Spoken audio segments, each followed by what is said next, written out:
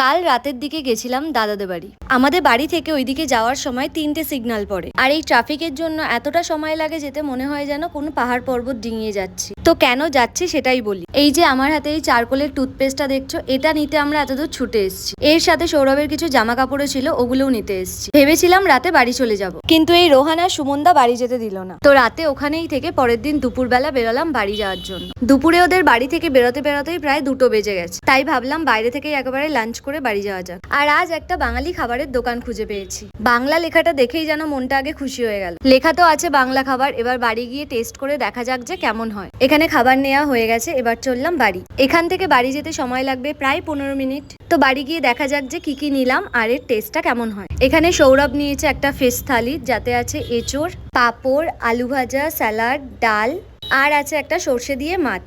আর আমি নিয়েছি এখানে এক্সট্রা চিকেন কারি। এরপর বিকেলবেলা এসেছিলাম একটু ছাদে, আর আজকের ওয়েদারটা দেখো, আকাশটা কি দারুণ লাগছে। চারিদিকটা পুরো কালারফুল হয়ে আছে যেন। সন্ধ্যের দিকে গেছিলাম পাশেই একটা নুডলসের দোকানে। নুডলসের সাথে সাথে নিচ থেকে কয়েকটা জিনিসপত্র একেবারে কিনে নিয়ে আসি। আর রাতের খাবারের জন্য ঘুগনি করবো বলে দুপুরেই মটর ভিজিয়ে রেখে দিয়েছিলাম। তো আজকের ভিডিওটা এই পর্যন্তই, টাটা।